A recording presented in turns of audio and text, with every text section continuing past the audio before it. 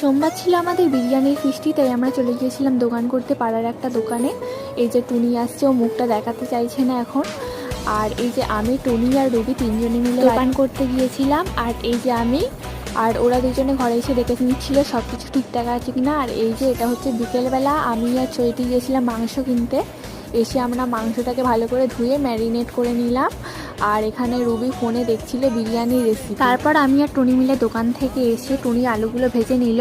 আর এখানে চৈতি চাল ধুয়ে নিচ্ছিল। চৈতি অনেকক্ষণ ধরেই চেষ্টা করছিল উনুন জ্বালানোর, কিন্তু ও জ্বালাতে পারছিল না। তাই শেষ পর্যন্ত কাকিমা এসে উনুনটা জ্বালিয়ে দিয়েছিল। এরপরে এই যে নানু এখানে বসে বসে গান চালাচ্ছিল আর নিজে নিজেই বসে বসে হাসছিল।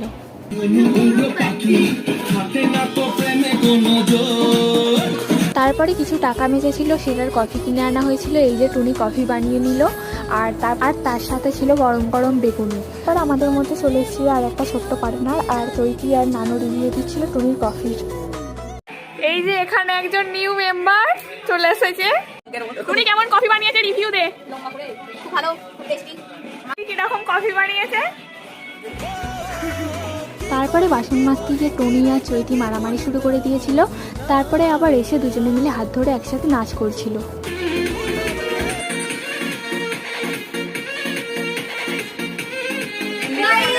তারপরেই টুনি ফোনে কথা বলতে বলতে স্যালাড কাটছিল। এতক্ষণে আমাদের বিরিয়ানি হয়ে গিয়েছিল রেডি, আর চৈতি সবাইকে সার্ভ করে দিচ্ছিল। আর সবাই বিরিয়ানির রিভিউ কেমন দিচ্ছিল দেখো।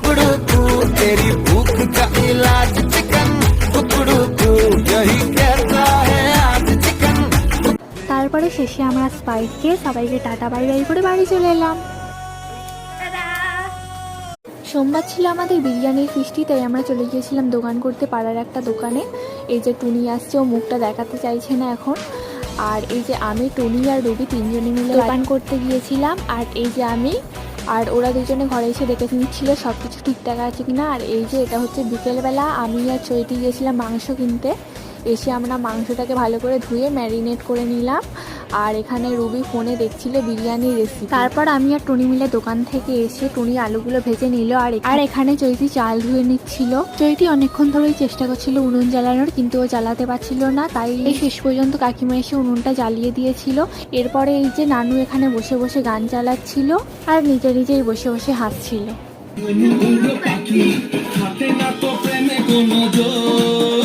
তারপরে কিছু টাকা মেজেছিল, সেটার কফি কিনে আনা হয়েছিল। এই যে টুনি কফি বানিয়ে নিল। আর তার সাথে ছিল গরম গরম বেগুনি। আর আমাদের মধ্যে চলে এসেছিল আর একটা ছোট্ট পার্টনার, আর চৈতি আর নানু রিভিউ দিচ্ছিল টুনির কফির। এই যে এখানে একজন